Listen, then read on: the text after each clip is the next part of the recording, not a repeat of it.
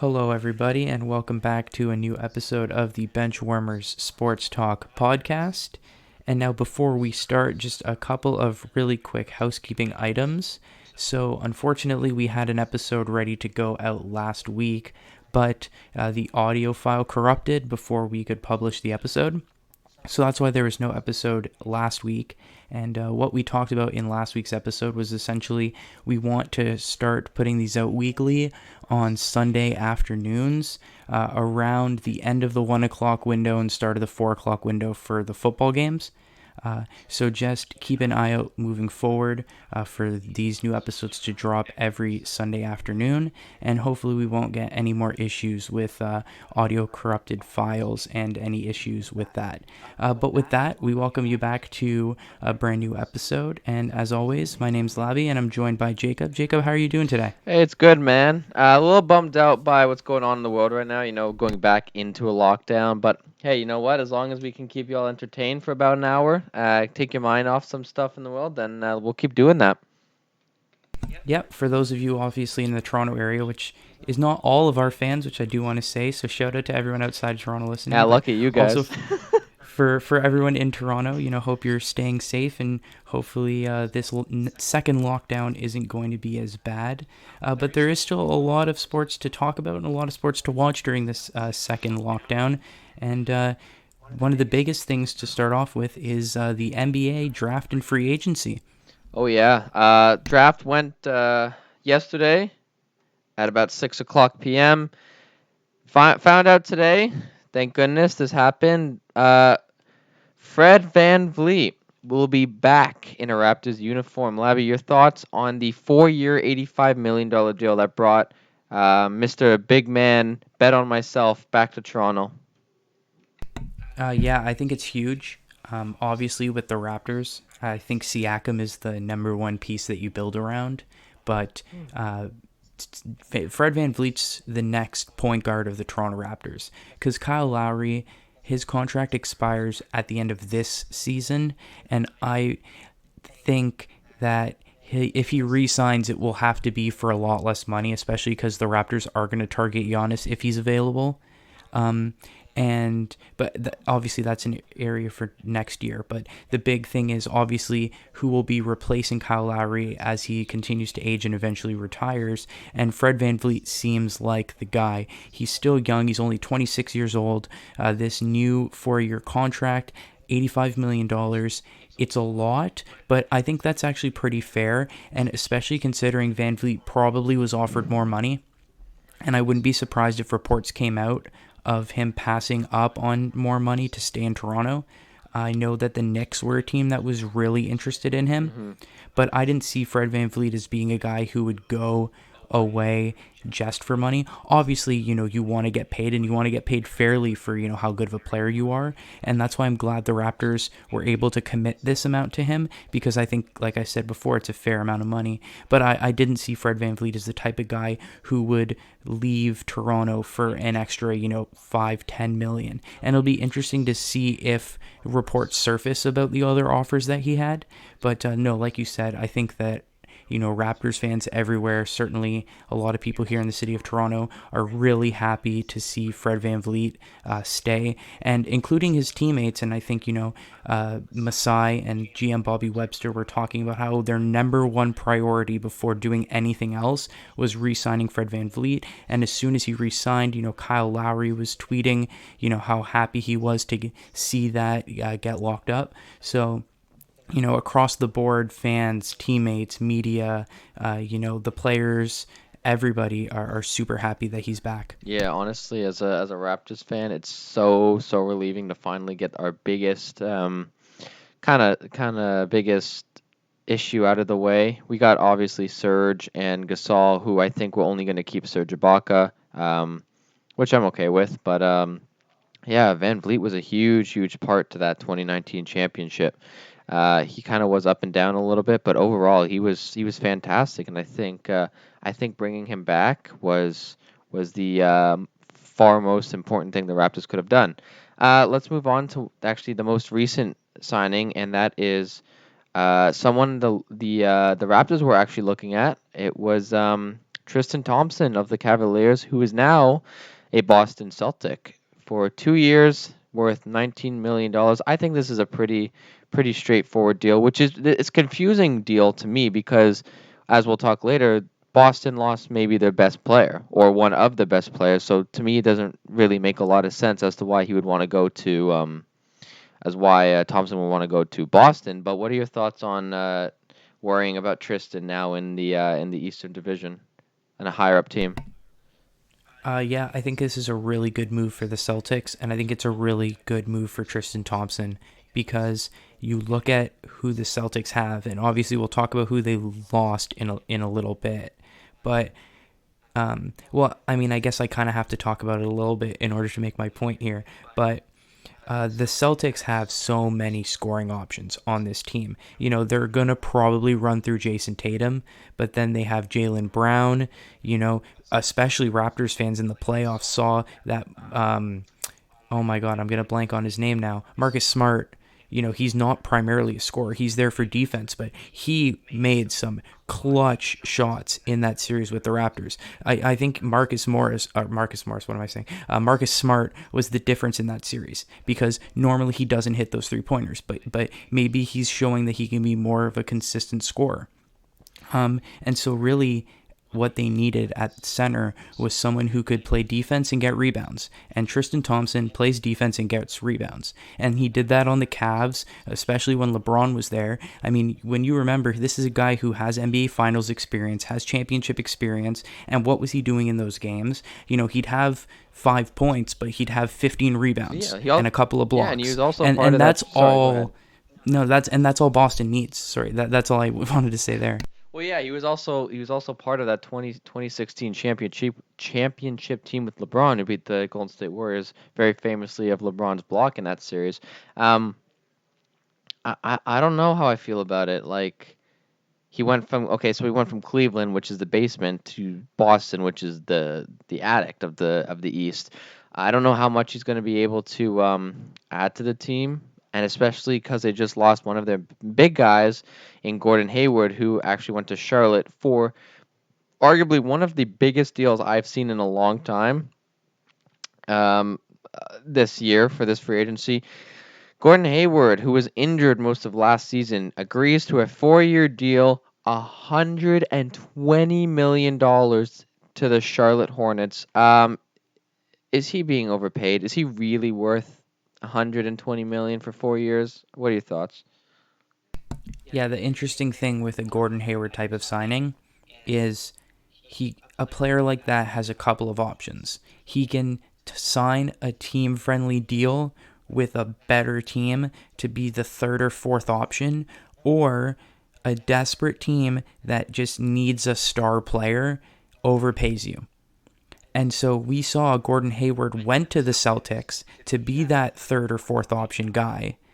And I guess in his mind, it didn't work out. And I guess you can say in everybody's mind it didn't work out because the goal for the Celtics was an NBA title or to at least get out of the East. And they couldn't even get out of the East.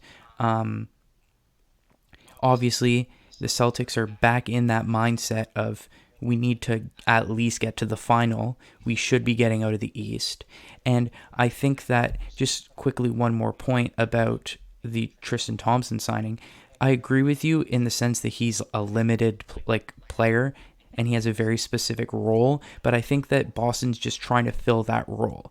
Where with Gordon Hayward, I think that obviously Boston doesn't have a free $120 million lying around to just throw to Gordon Hayward, especially considering Tatum, Brown, all these guys are gonna get paid. Kemba Walker, even, who they paid. And so Hayward decided that he wants the big money contract than to take less money and try to win. Because let's be honest, Charlotte is not going to be competitive in the next 4 years. They're just not. No amount of draft picks, no amount of, no one is signing in Charlotte. The top free agents don't go to Charlotte. So Hayward at 30, he's essentially going to cash in because at 30, this is his one opportunity to go in and make that big money. And to be fair to him, he's getting that big money. And so for me, this is a guy who has decided to choose money over signing with a competitive team. But he doesn't. I'm trying to wrap my head around it. $120 million for 4 years, so about $30 million per year for a guy that was sitting on the bench most of last year. We all know that he has a serious injury. We all know that he got it a few years ago, and we all know that he's a liability. So I don't know what Charlotte was doing. I don't know. I don't know. I don't know Charlotte's cap space. Maybe they have it, and maybe they're able to. Maybe they're Oh, able they to. have so much money So then, because they don't have anybody so on okay. their team. So then maybe fine. Assign him to this deal. But are you kidding me? You went from a team that was so close to getting to the finals to a team that's not going to touch the playoffs anytime soon. I don't get the move.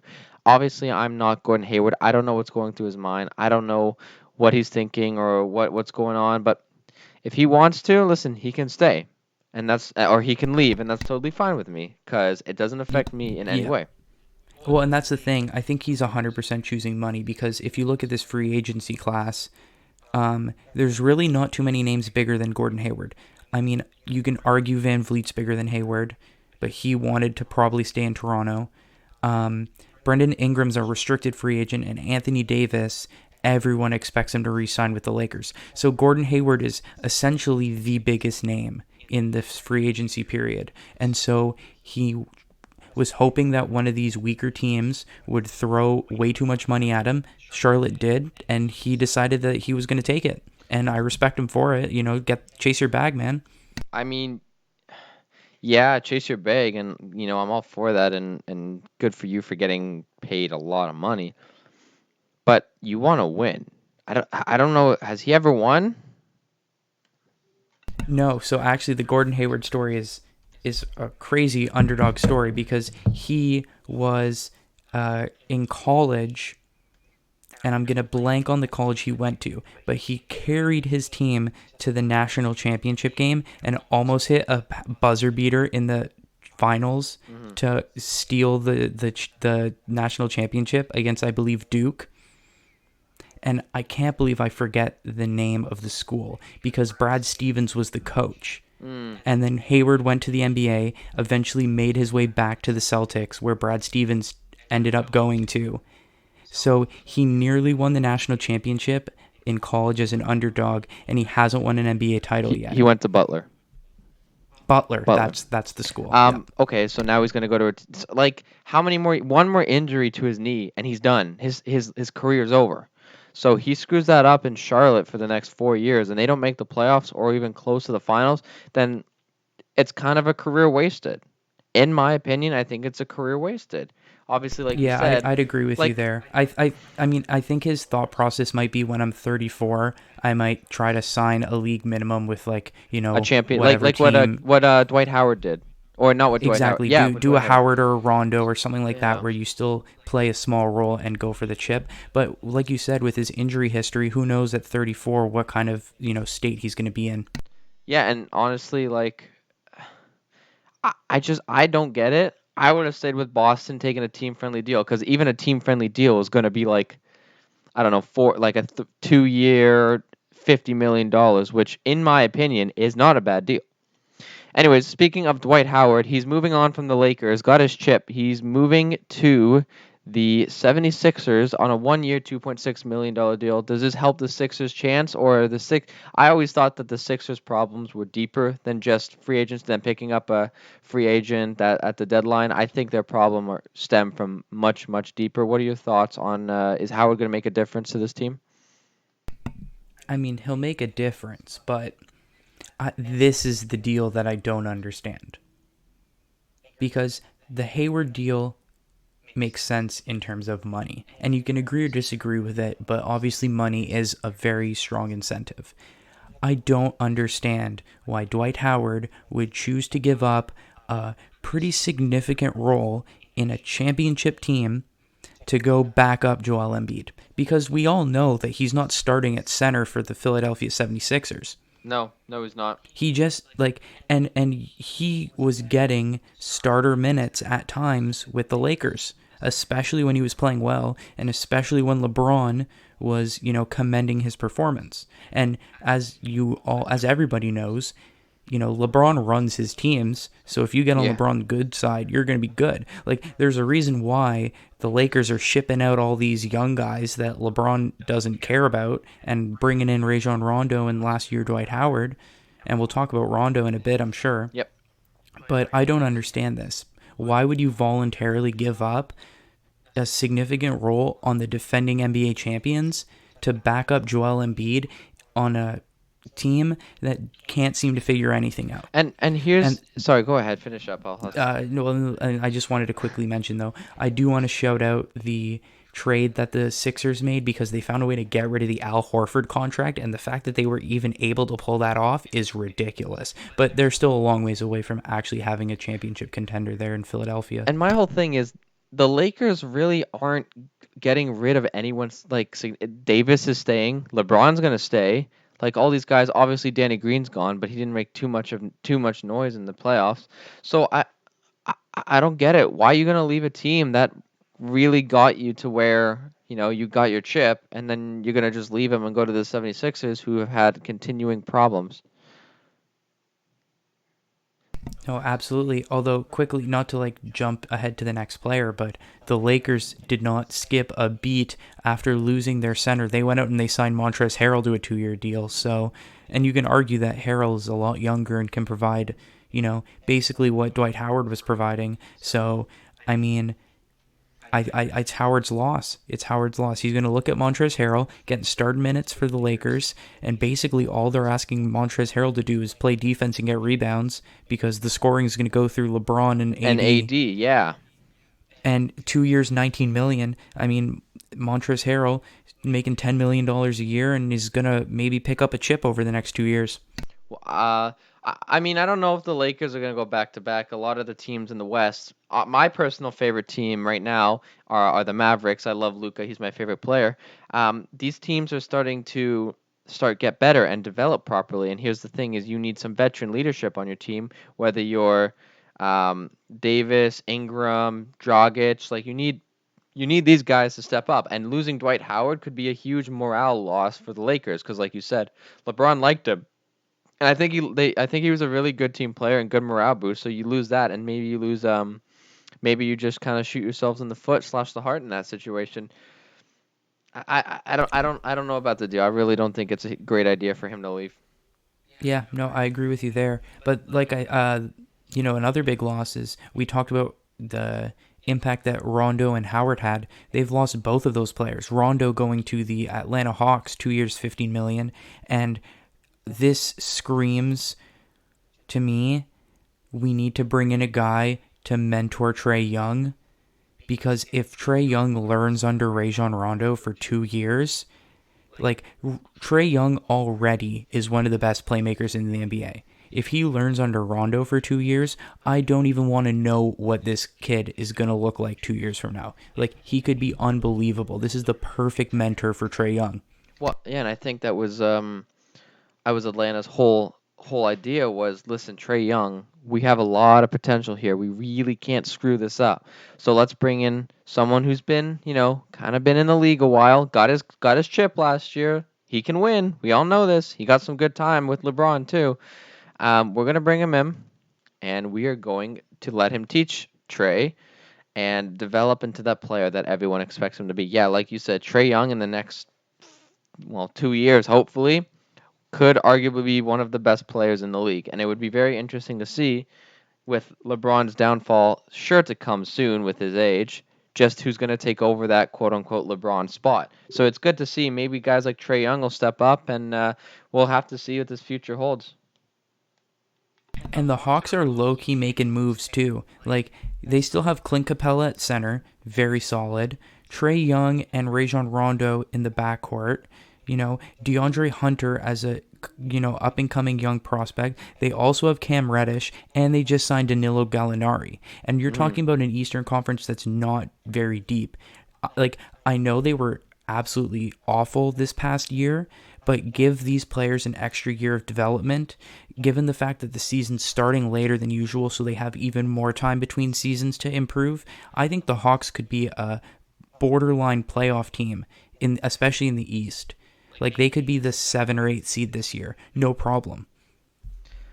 I don't know about no problem. I think it'll be. You know what? I think that last seed could be. Those last 2 seeds, 7 and 8, can be up for definitely up for grabs because with all, well, you said lack of depth, but there's still the top 3 are guaranteed. It's going to be like the Raptors, the Nets, and the Celtics. You can throw the Sixers in there, whatever you want. I think the Nets will be the top 3 team in the East. KD and Kyrie will be back-to-back, and rumors of Harden going there, which is absolutely insane to think about. But I think, yeah, like you said, maybe a little bit lack of depth in the East compared to the West, but it'll still be a bloodbath, I think. Oh, the Heat are up there too. The first 4 or 5 will be guaranteed, but after that, it can kind of be thrown up for anyone. I mean, I have the Nets, the Bucks, the Celtics, the Raptors, the Heat. Interesting. Why am I blanking on one of the big teams? The 76ers would be 6, and then there's sort of 2 spots below those 2 teams. Mm-hmm. I'm pretty sure I didn't miss any of the big ones. No, I think you got everyone. And so for me, that opens up the 7th and the 8th seed. And when I look at the 7th and the 8th seed, first of all, this is assuming that Philadelphia doesn't completely, obliterate, because they were the 6th seed, I believe, this past year. And so, if they still can't figure stuff out, maybe they get a big injury, they could slip. I don't really trust the Pacers that much. No, I don't either. But I would say that the Pacers are probably the most likely of those Eastern Conference teams to sneak into the 7th or 8th seed. And so from that point on, I start looking at, who else is there? Orlando, one of those bubble teams, but Charlotte, Chicago, the Knicks, Detroit, Cleveland, I don't trust any of those teams to really make any sort of push. So I think Orlando, Indiana, and Atlanta are going to fight for those last 2 playoff spots. Mm-hmm. And right now I'm looking at it, and I don't necessarily trust the Pacers. And Orlando is just that. Orlando is that team that wins 35 games but somehow makes the playoffs because the East is so bad. Right. And so that's literally the benchmark. If the Hawks go 500, they'll make the playoffs. And I think they can go 500. Side question. Or at least be around it. Yeah, I get what you're saying. Or at least be around it. Yeah. Sorry, okay, you were going to say something. Side question. This is away from free agency, but kind of related to free agency. How do you think the Bucks are going to do this year? They picked up Bobby Portis, re-signed Pat Connaughton, and they brought in DJ Augustine. So to me, this kind of seems like one of 2 things. One, we're here to win, and we're like, this is it. We're going all in. And 2, it sounds like a resume to keep Giannis Antetokounmpo. Are the Bucks actually going to make it this year? Is it the year that the Milwaukee finally hoists a championship, or is it done? Is Giannis going to leave after this year, especially with everyone they brought in? This offseason has been 100% show Giannis that we can build a team around him. And it's clear that the last 2 years the team wasn't working, so we're going to blow it up. Anyone not named Giannis is probably fair game to move in Milwaukee right now, because they're doing everything that they can to prove to him that if he stays, they can build a legitimate championship team around him. In terms of what they're going to do this year, I mean, we're talking about the Bucks, we're talking about Giannis. Giannis will put up MVP numbers again. My prediction is he won't win MVP because no one gets voted MVP 3 years in a row. The dude could literally put up monster numbers and they'll still vote someone else just because you can't give a guy 3 MVPs in a row. But he'll be in the conversation for sure. The Bucks will win their 50-plus games like usual. They'll get into the playoffs as a top 3 seed in the East. The real question, looking at this team and looking at the regular season doesn't matter. It comes down to the playoffs. And that's the big question mark this year. they have to find a way to deliver in the playoffs. And that starts with Giannis because, he hasn't, you have to admit, he hasn't been the dominant player in the playoffs the way we've seen him be the dominant player in the regular season.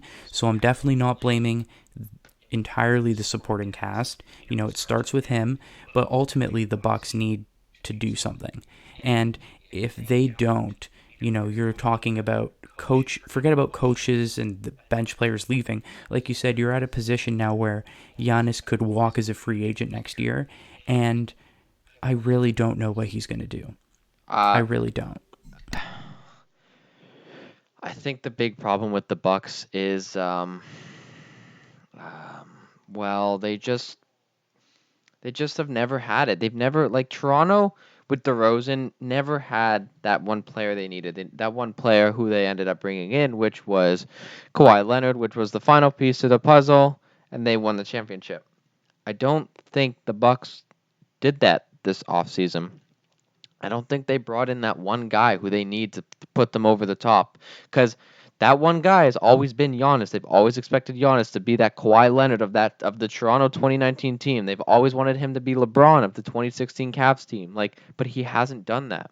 So bringing these two guys in, I don't know really if it makes that big of a difference. I still think the Bucks, like you said, they win their however many games, 50 games. I think Giannis still gets voted MVP. I don't know if he wins it, but he gets voted it for sure. And then again, all you have to do is make the playoffs, especially with this season being so short. And if you don't do anything after that, if you don't win your 16 games, the whole season means jack. And it's been like that from Giannis's entire career in Milwaukee. And it's not gonna what makes you think it's gonna change from last year? Literally nothing will change. They will make it to the playoffs. That is guaranteed. They will make it to the first round. They'll probably win the first round depending on who they play. And then the second or third round, they just won't get past it. And it's not enough. They're not addressing the problem.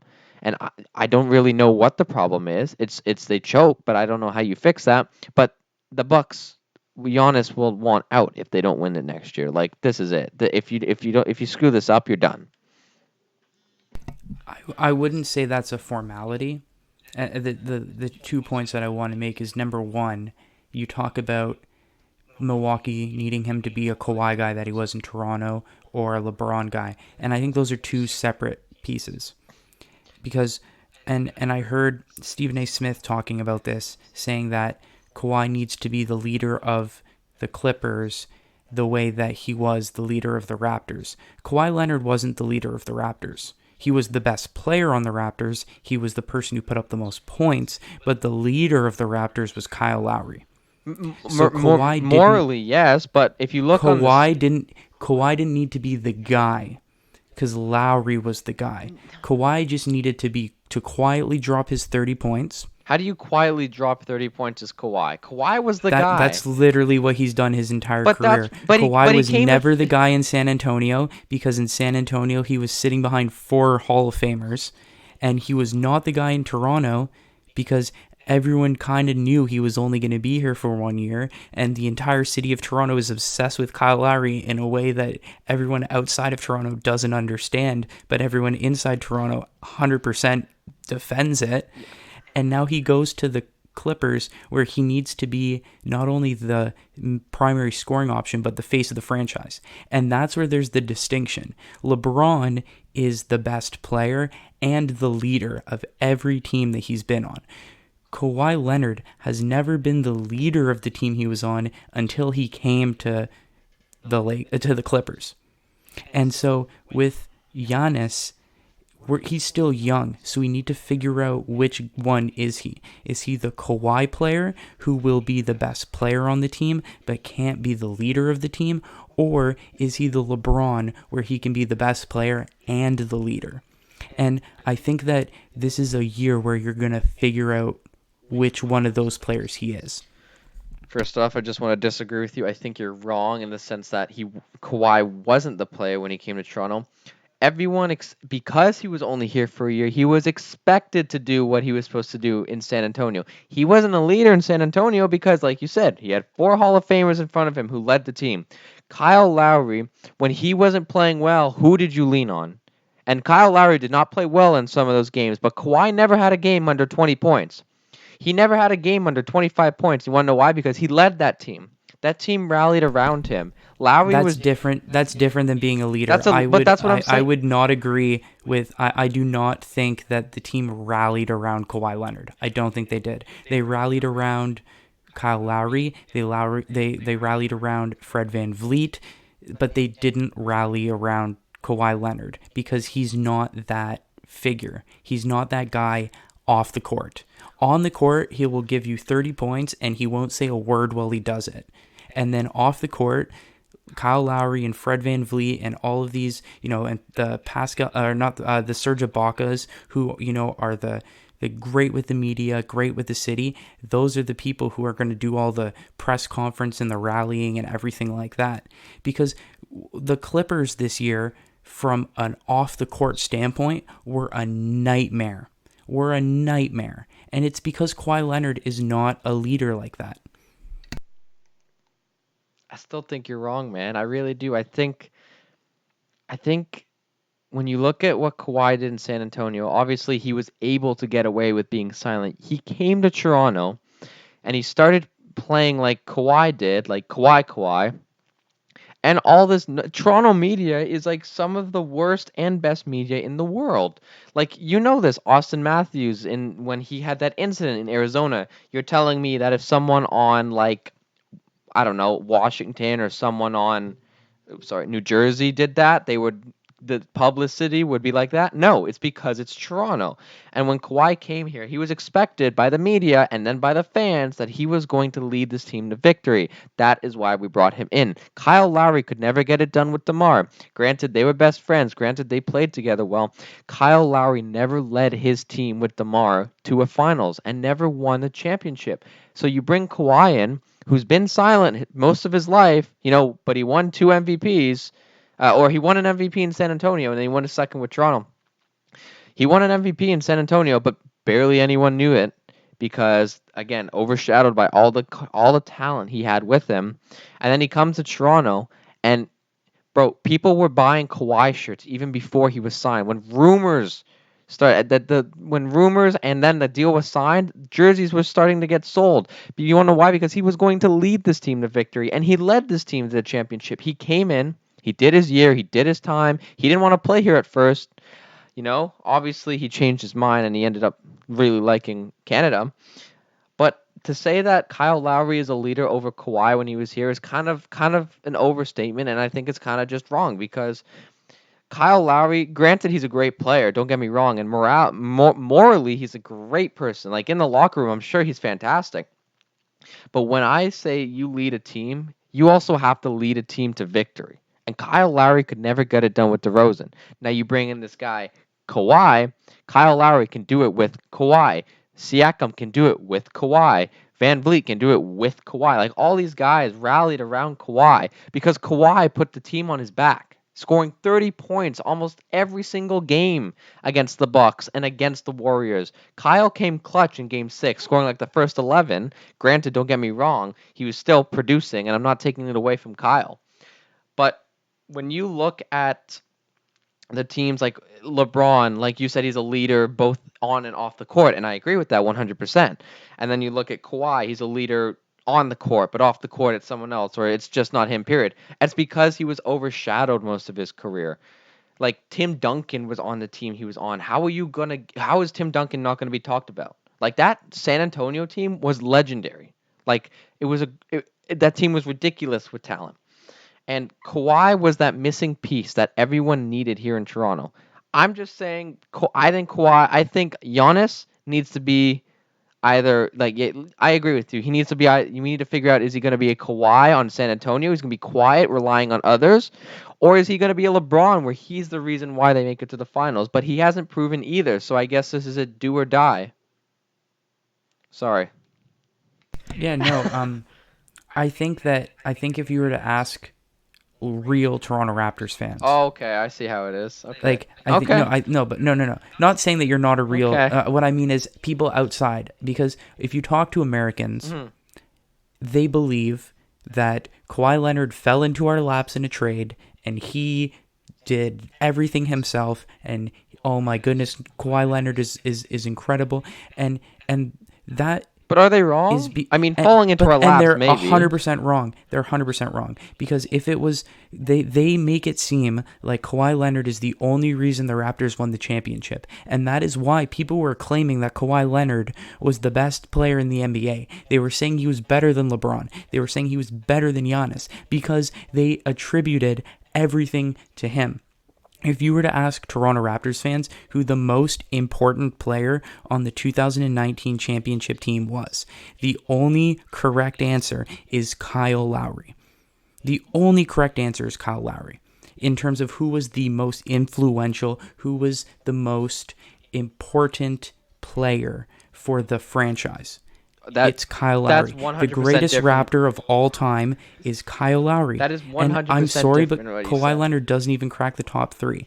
And so what happens is he goes to the Clippers, arguably has a better supporting cast around him, or at least a lot of people are claiming he had a better supporting cast around him, and it didn't work. Why didn't it work? Because Kawhi can't be the guy. Paul George can't be the guy. Who else was gonna become and be the guy? Like, Kyle Lowry is the leader. He's the captain of the Raptors. When the Raptors are in crunch time and they look to who's gonna give them the speech, it's Kyle Lowry. The ball might go to Kawhi, and they might expect Kawhi to hit the shot. And I'm not taking anything away from that. That's a hugely important role as well. The reason the Raptors didn't do well with DeRozan is because Lowry and DeRozan were the same player. They weren't going to be the guy to give you 30 points a night. They were going to give you their 20 points and 150% effort, and they were going to be the glue guy and build the team together. But you can't have two of those guys. So they traded DeRozan, they brought in Kawhi. And Kawhi gave you the 30 points and did nothing else, and Lowry tied the rest of the team together. If you take Lowry off of that team, the Raptors get knocked out by the 76ers in the second round if you take Kyle Lowry off that team. I'm just going to say agree to disagree, because you could be DeRozan, you could be Kyle, say we're going to go out there and get 30 points, and then Kawhi will go out and actually do it, and you'll be stuck not getting 30 points, and then everyone looks at the cast and like, oh, Kawhi's actually doing it. That's what a leader does. He leads by example. And Kawhi led by example those playoffs. Kyle was not perfect every single game. He was not the guy you needed. Yeah, he helped. Oh, for sure. I'm not taking that away from him. Without him, we would have lost probably. But a leader leads by example. And I think this every time Kawhi got that ball, you knew something was going to happen. You knew either he was going to get it, he was going to shoot, miss, get his rebound, he was going to shoot, get it in, play defense hard. And I think that's where the difference is in between a leader and a leader on the court and a leader off the court. Is if you look at what Kawhi did, obviously came in, did his thing, won us a chip, boom, he went over to LA. Um, Kyle's never been able to do that. And like you said, yes, they're the same player. Yes, they're the same. But that final speech when he says, I'm going to go out there, hit the game-winning shot because we need to win this. Who did that? That was Kawhi. Kawhi hit 3 or 4 game winners in the regular season. Hit his infamous to Sixers fans, not to Raptors fans. His famous Game 7, the only Game 7 buzzer beater in NBA history. I'm getting my sports mixed up. That's what a leader does. A leader goes out there and makes history. A leader goes out there and shuts the critiques up. A lot of people were criticizing, oh, he doesn't want to play here. Oh, he's just here because he has no choice. Oh, he just fell into your lap. Look how easy it is. Oh, he's injured. You never know what it's going to be like. He came in there and he shut everyone up because that's what leaders do. Like if you're Sidney Crosby, you obviously you've had a few concussions. Say you get a Steven Stamkos type injury, right? Your leg is completely screwed up. You come back in and you score a hat trick on your first night returning, and you guys win the Stanley Cup in 6 games. Everyone will look at you as the leader. It's Sidney Crosby. Don't get me wrong. Obviously, he's always been the leader of that team. But there'll be question marks at first. Oh, he's hurt. Oh, he's old. Oh, he's not going to do it. And then he leads by example, gets a hat trick in his first game back, and then wins the Stanley Cup. So I think Crosby got those criticisms because he was injured in Game 7 of 2009. So he didn't play Game 7 2009 when they won their first cup. Okay. And so a lot of people are saying, and then obviously, they went on this long stretch, and he basically shut everyone up by putting the three, I don't care what anyone says, the three greatest seasons in the history of the NHL, period. Period. Yeah. 2016 World Cup of Finals MVP, 2017 Stanley Cup, 2017 Conn Smythe, 2018 Stanley Cup, 2016 Stanley Cup, 2016 Conn Smythe, 2017 Stanley Cup, 2017 Conn Smythe. So that's my whole point is, and that's why Crosby is in the LeBron caliber of players, where he's the leader on the ice, he's the leader off the ice. Sidney Crosby has never put a foot wrong outside of the NHL. Why is the captain of the Chicago Blackhawks Jonathan Toews and not Patrick Kane? Patrick Kane's the better player of the two of them. Why is the captain Jonathan Toews? Because Jonathan Toews is the leader of the team off of the ice, and the entire team knows that. They know that they weren't going to have their success without Patrick Kane scoring all those goals, but they knew that the leader of the team was Jonathan Toews.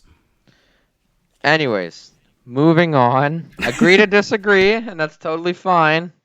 Even though you're wrong, let's move on. What's next on the hit list today, Labs? Yeah, so let's switch sports completely and get into some NFL talk. That was fun. Yeah, no, hopefully you guys enjoyed a little bit of that, and interested to hear what your thoughts are on anything like that. Any thoughts about Kawhi and Giannis and everything with that. But switching on to the NFL, we have Week 11 coming up. There's some big games to talk about, and so we're just going to go ahead and go game by game and give our predictions, and we'll start with what should be a pretty straightforward game, and that is the Steelers are trying to go to 10-0 as they take on the Jacksonville Jaguars. Jags are winning. I'm kidding. It's going to be the Steelers, obviously. Jaguars are just garbage. There's literally nothing else to be said. Steelers are going to go 10-0. Mike Tomlin had one of those savage quotes, I think, where they were asking him about the game, and he said, we don't want to underestimate the Jaguars, and he said, we don't want to be an ACC team thinking they're a MAC team. Oh. Which, if you know college football, you know that that's extremely disrespectful. He's basically saying it's basically like an NHL team being like, oh, we're not going to treat them like they're the AHL or like the lower tier. And so maybe the Jaguars come out and play with a little bit of fire, but I completely agree with you. I think the Steelers got this one. That's a brutal quote. Sorry, what were you going to say? That's a brutal quote. I love it. Yeah.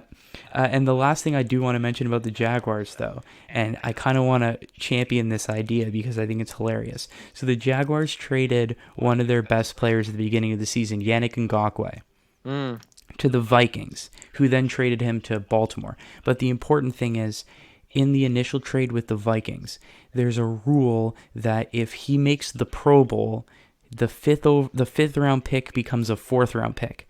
And the Pro Bowl is basically like the All-Star game, so fans can vote. So Jaguars fans have asked the rival fans of like the Minnesota Vikings, so the Lions, the Packers, and the Bears, to vote Yannick Ngakoue into the Pro Bowl. Yeah, I saw that. So that they can screw over the Vikings and get a better pick. So if you're not a Minnesota Vikings fan and you're just a fan of the internet doing stupid things like voting John Scott as an All-Star captain, that was not then go out there and vote Yannick Ngakoue to the Pro Bowl just to see what and like how people react to it, because I think that's hilarious. John Scott was the best thing that ever happened to the NHL. Anyways, let's move on to the next game. We have the Detroit Lions and the Carolina Panthers, somewhat a wish-wash game. Who's taking it? Oh, this is such a tough one. Yeah, this super tough. Honestly, a tough one, because most of the time when it comes down to two teams that are pretty similar in skill level, I think about who's got the better quarterback, who's got the better coach.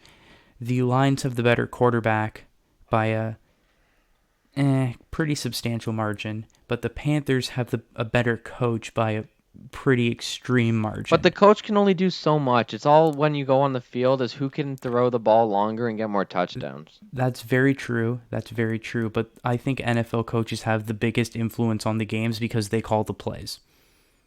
Right. I'm leaning Panthers. Stafford might bail the Lions out once again, and I honestly wouldn't be surprised if he did, but I'm going Panthers. I'm going to go... I'm actually going to disagree. I think I'm going to go Lions. I think Stafford is going to outthrow whoever the quarterback... I think it's Bridgewater.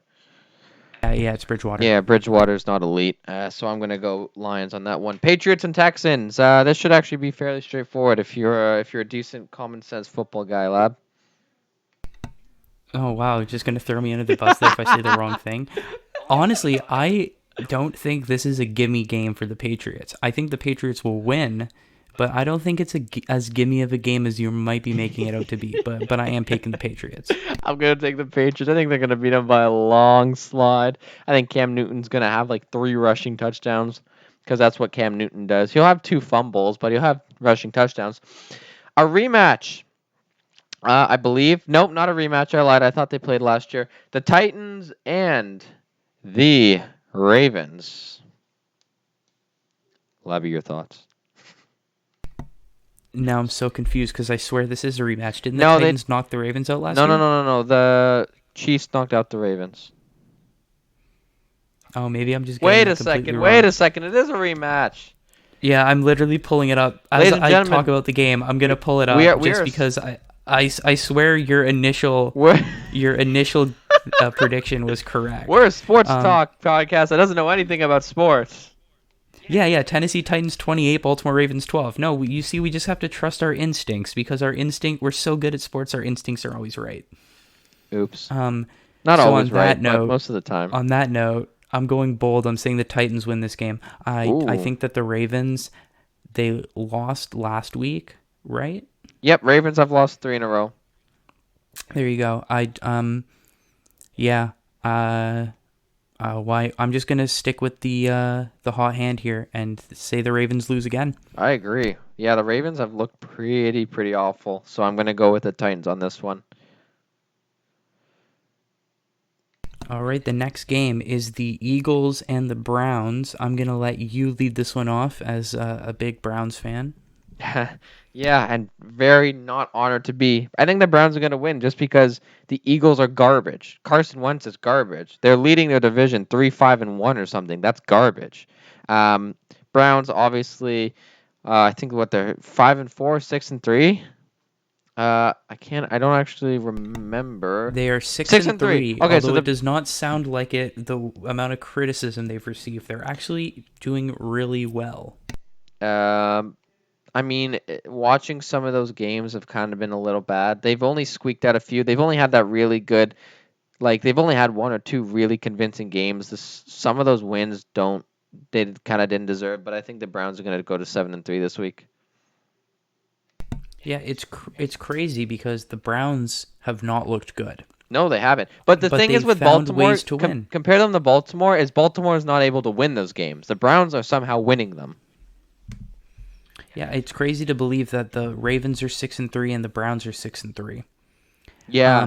That's terrifying to think of if you're a Ravens fan.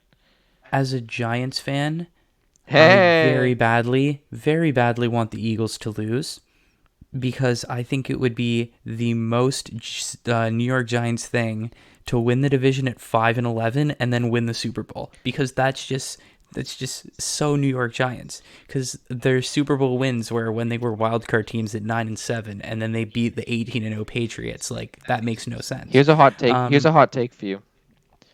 The Giants are gonna win that division, and then with a losing record, obviously, and then they are going to make it to the championship game, not the finals, but the one right before it. Okay, for a second there, I was going to be like, the Giants winning the division right now are honestly not that hot of a take, but then you... Then I threw a little spice at the end. Oh, yeah. You gotta throw some spice in there, stir up the pot a little bit. Making some jambalaya. I'm not gonna go that bold, but I in the podcast last week that got corrupted, I picked the Browns to lose to the Texans. because I didn't trust. I just don't trust them. They barely won, and this is the thing. I need to stop picking the Browns to finally lose, because for some reason they'll win an ugly game by 2 points. So the Browns are going to win an ugly game by like 2 points, but they're going to win. I'm taking the Browns. Fair enough. What's our next game on the schedule? We have Taysom Hill at 30 years old making his first career start in the NFL for the New Orleans Saints as they take on the Atlanta Falcons. This should be an obvious pick, but then you have to remember it's Taysom Hill in at quarterback. Yeah, but it's still the Saints. They still have Kamara, and they still have Michael Thomas. Like, I think they're still going to destroy this game. Yeah, I agree with you. I'm still picking the Saints. Your thoughts on them deciding to go with Taysom Hill instead of Mr. Interception, famous Jameis Winston? Well, he's known for his interceptions, not his touchdown passes. Obviously, they're not going to put that guy in. He went 50-50 last year. What kind of team wants to have that in there? And I think it's a good thing for Taysom Hill to get in there and play with a team that's actually competent. So good on them. Screw Jameis Winston. I don't like him. I think that is extremely disrespectful to Jameis Winston. Why? They sign him. He threw every second. I completely agree with you. I completely agree with you in the sense that maybe it's the best decision not to start him. I just think that it's still sending him a very disrespectful message. I'm not saying that it was the wrong call. I just think that, like, how disrespected do you have to be where they're starting their gadget, I'm going to play tight end, fullback, quarterback, wide receiver, and running back all at once, boy, Taysom Hill, as a legitimate starter, where meanwhile you've been a starter for 5 years. Granted, not an exceptional one. He's not been a good that. starter. Like, why do you... Like, look at Green Bay. They draft the quarterback in case Aaron Rodgers played like garbage. Aaron Rodgers isn't playing like garbage, so they're not going to start him. Jameis Winston has a very bad track record. Hasn't taken his team to the playoffs. He's been god-awful. Why are you going to start him when you are so badly, desperately in need of these wins? Because these are easy wins that not the young quarterback, but Taysom Hill should be able to win with the talent he has around them. Yeah, it's disrespectful. Yes, it is. But if you have question marks about who needs to go in, if you have question marks about Winston going in, you shouldn't play him. You should be 100%. Yeah, no, I absolutely agree with you. Like, the point I'm trying to make is, if you're Jameis Winston and at this point you're getting Taysom Hill picked over you, I don't know if he has a career in the NFL after this. I'm 100. Like, I'm on board. How does he recover from this? No, it's a huge blow to his self-esteem. I'm 100% with you. I don't think he's going to do very much after this. Maybe he signs with a bad team like Washington or the Broncos even, or something. But other than that, he's not going to have one in the career. So we both have the Saints. Next game is the Bengals and the Washington National Football Team. I think that one's pretty straightforward. I have the Bengals winning. I think Joe Burrow has been playing absolutely incredible his first year in the NFL. Doesn't have much of an O-line. Doesn't have much of a D-line. But we all knew this. We all knew he was going to come in. He's going to have some rough patches. But Joe Burrow has been playing fantastic. So that's why I have the Bengals winning. Yeah, the Bengals have been playing well for the team that they have. Yes.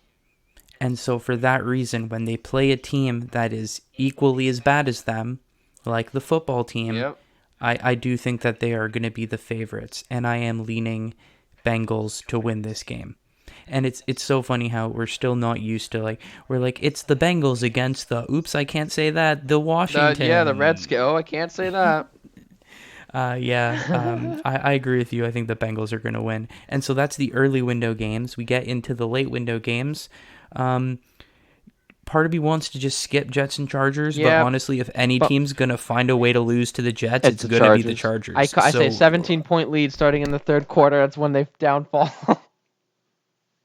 Yeah, honestly, the most Jets-Chargers game ever would be the Chargers take a 21-0 lead, but then find a way to lose on the last play of the game somehow. Or what'll happen is the Chargers are up by like 15, they're down by like 1, and then there's like a fumble or something by the Jets, and then the Chargers score like a field goal with no time to go, something like that. It'll be a bad game.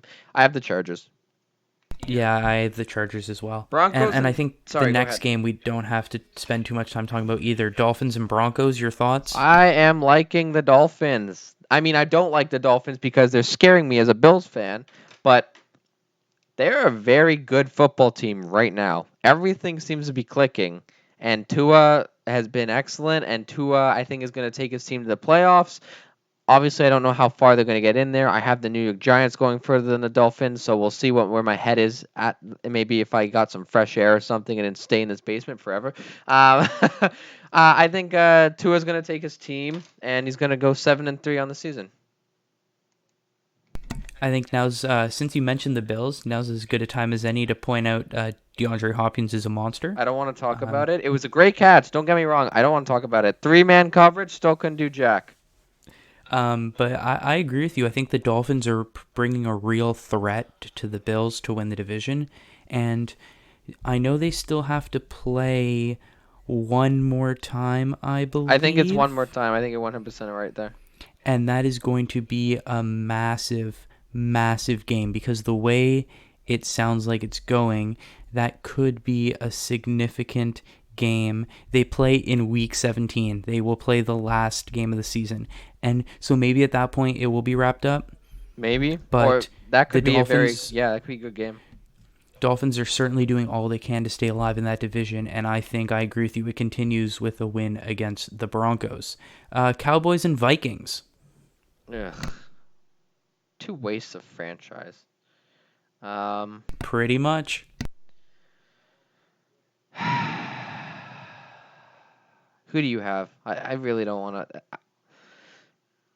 Who do you have? Well, considering the Cowboys' defense hasn't been able to stop anybody, and Dalvin Cook has been running incredibly well against very good defenses, I wouldn't be surprised if Dalvin Cook ran for like 175 yards in this game, and I don't see how the Cowboys' defense can stop the Vikings. So I have the Vikings, and I don't think it's going to be particularly close. No, Dallas just has nothing. They have nothing. They have fans in their stadium, and that's it. Yeah, that's all. Vikings are going to win the game. I don't want to spend too much time. What a waste of a game. Sorry. Yeah, no, I completely agree with you on that one. Speaking about a much, much better game, we have the Packers and the Colts. And this, I think, could be one of the better games that we see this week. I have the Colts winning. The Colts have really proven to me that they aren't just lucky. They're 6-3. Like, that is an outstanding record for the Colts and what they were supposed to be this year. I have the Colts winning, and I think it's going to come down to the wire. It's going to be either a low-scoring game or a very high-scoring game, but either way, I think it's going to go back and forth and back and forth. The Colts have been dominant. Like, they have been absolutely unbelievable these past few games. Like, they beat the Lions 41-21. They beat the Titans 34-17. Beat the Bengals. Like, these guys are scoring 25 plus points a game. I obviously looking at Green Bay, 34-17, 24-20, and they almost lost against Jacksonville, and everyone had question marks about that game. The Colts look like the better team, and yeah, I think I have the Colts winning this game. Way to steal my thunder there. I was considering making this my big upset prediction as well. But I think that just speaks to how seriously people need to be treating the Colts. I'm going to make an outright pick, so don't accuse me of taking the easy way out. But I'm gonna quantify it by saying this: I think if this is a high-scoring shootout game, the Packers win. I think that if this stays as a more defensive game, the Colts win. And the reason I'm picking the Colts is because I do think it's going to be more of a low-scoring game than a high-scoring game. I know you're absolutely right. The Colts have been putting up a lot of points, but as equally important as they've been holding their opposition, and the Jaguars held the Packers to 24 points. And if the Colts can hold the Packers to 24 points, I think they'll win the game. Yeah, I totally agree with you. And now on Monday, and then there it is. We have the Chiefs and Raiders. Yep, Sunday Night Football, Chiefs and Raiders, and that's a big revenge game because, of course, the Raiders beat the Chiefs.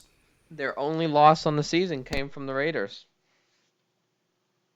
So Yep, and the win was in Kansas City, so this game's in Vegas too. So the Raiders at home have a chance to go 2-0 against the Chiefs this year. Are they going to do it? no, Chiefs are gonna win.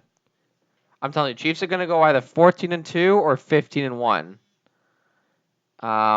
Chiefs are gonna win that, and I don't think there's a question mark about that. Mahomes is looking like Mahomes, and yeah, that's it.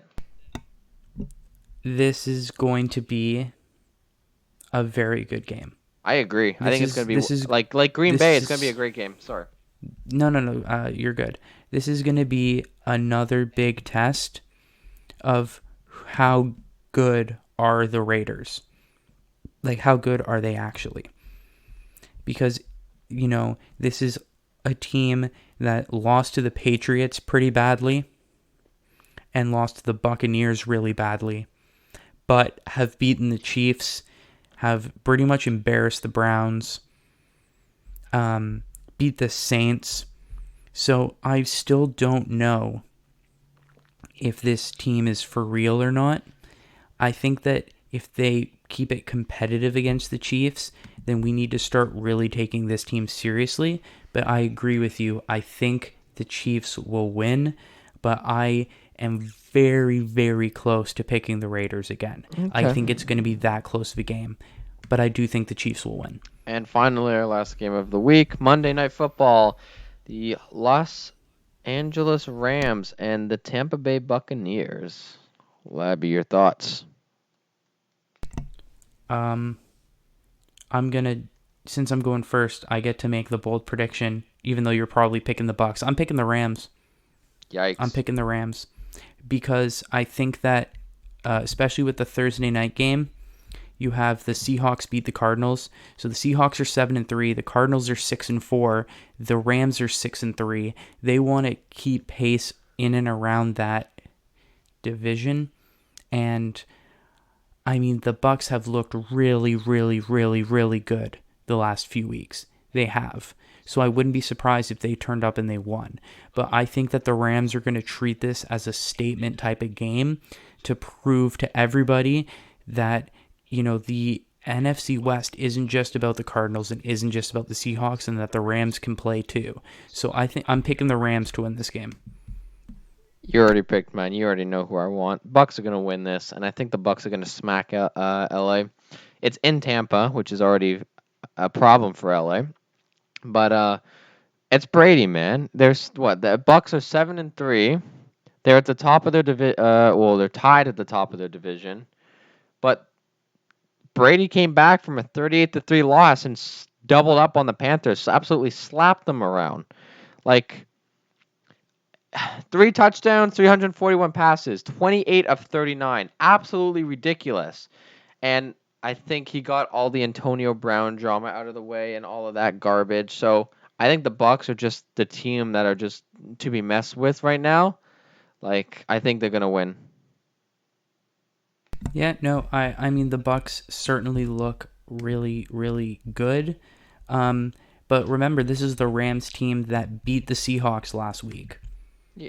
So they certainly have good performances in them, and I think they're going to find that. But I agree with you, this is an underdog pick, and I think the safe pick is Tampa Bay, and I certainly would agree with you that they are the favorites and they should win that game. They really should. Any changes on Super Bowl matchups? Or you still have the Saints or Seahawks? I think you said winning. Yeah, I had the Seahawks at the beginning of the year. Does that change? I mean, I'm not inclined to change it. Like, am I still as confident as I was before week 1 of the season? No. Why? Because I said Russell Wilson doesn't put up back-to-back bad games, and he's put up back-to-back bad games. He put up this season. Was it 3 games in a row they lost? No. They've never lost 3 games in a row in the Russell Wilson era. Oh, okay. And they defended that by beating the Cardinals on Thursday night. And Wilson, actually, speaking of him, he surpassed Peyton Manning's record for most wins in the first 9 years in the league. Wow.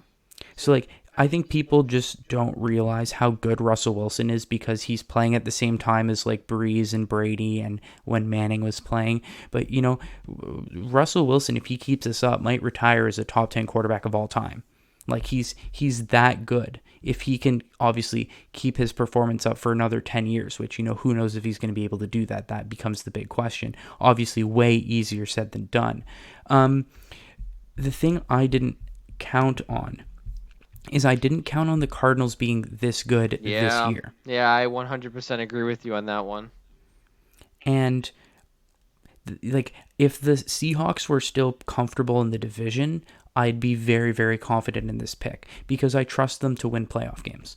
I'm not entirely confident in their ability to even win this division. If the Seahawks are a wild card team, I would change my pick.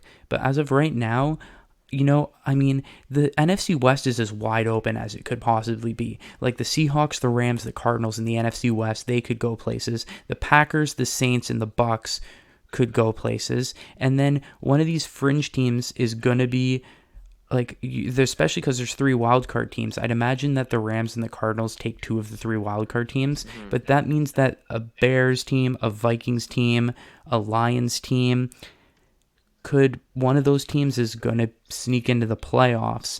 And as you said, the winner of the NFC East is going to get a home playoff game. Let's see if they can do anything about it. So my point is the NFC is wide open. I don't think that there's really a team that has proven throughout the first 10 weeks that they're better than everyone else. Because you can point to every single one of these teams, Bucks, Saints, Packers, Seahawks, Cardinals, and find weaknesses, don't you think? Well, yeah, for sure, but yeah, for sure. I've actually, just kind of to wrap up the podcast today, I've actually changed my thought on who's going to be in the finals. Before I believe I said the Seahawks or the Packers, one of those teams, yeah? I'm pretty sure you said Chiefs were going to beat the Seahawks. Packers. Or it's one of those teams, because I now believe that the Bucks are going to play the Chiefs in the finals.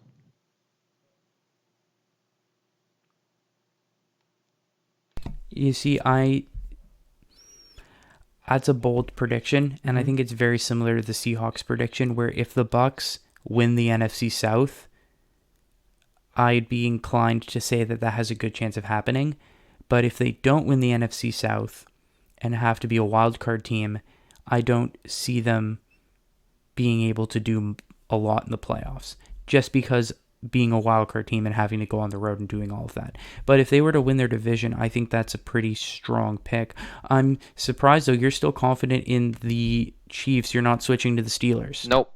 Chiefs have won most of their games pretty dominantly. The Steelers have concerned me for 1 or 2 of them. So I'm sticking with the Chiefs going all the way, and I still think they're going to go back to back.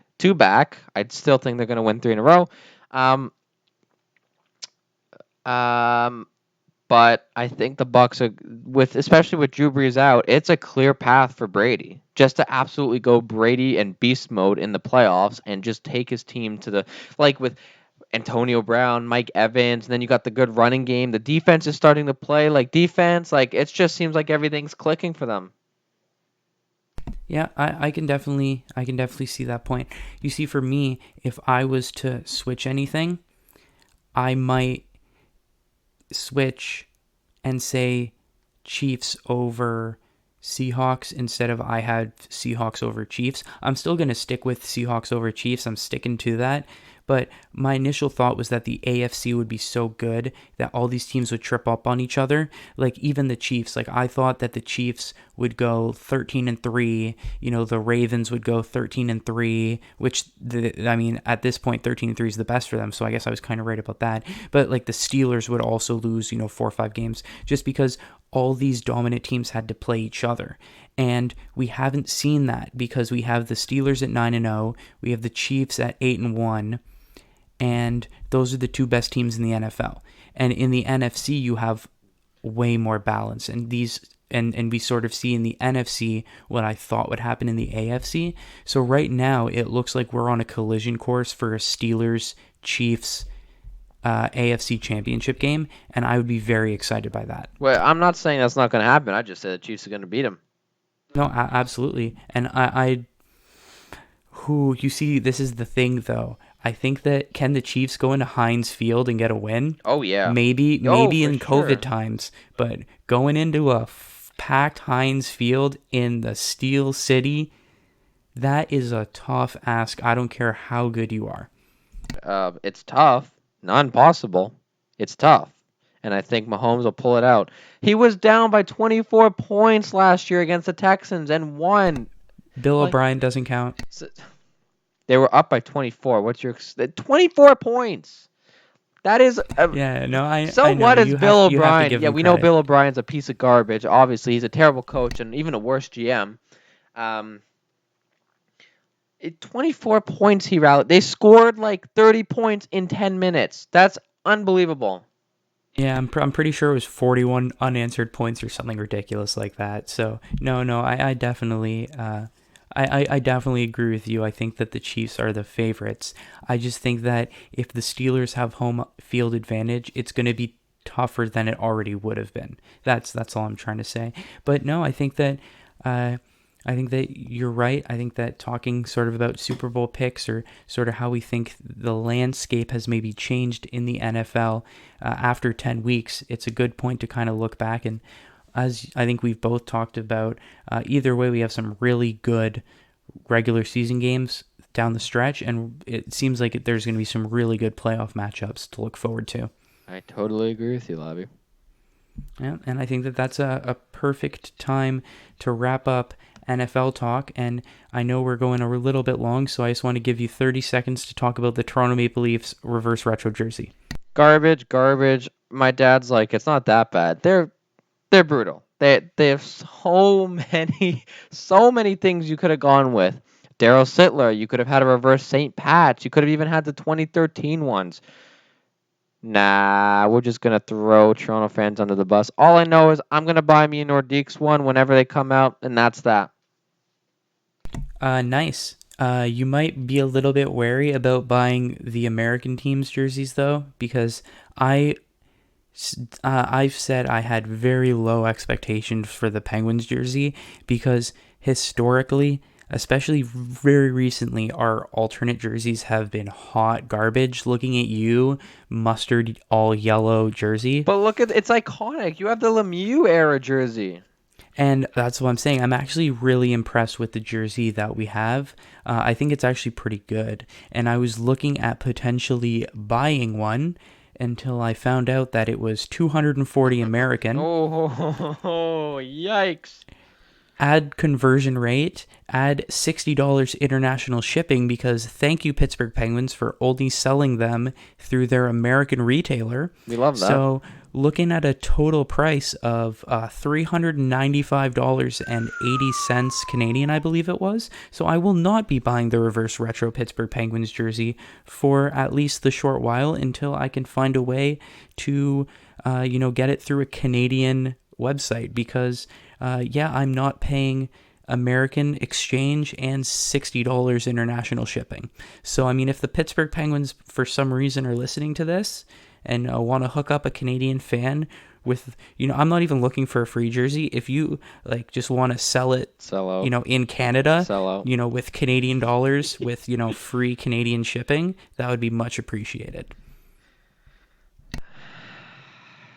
I think on that note, thank you for listening to another episode of the Benchwarmers Sports Talk podcast. And like I said, I expect these episodes to be coming out every Sunday afternoon from now on, which will give you a good something to listen to with the football on in the background. And so, Jacob, any final thoughts? Jaguars are winning the Super Bowl. That's it. There you go. Jake Luton, Super Bowl MVP. So once again, thank you guys for listening, and we will see you next time. Goodbye.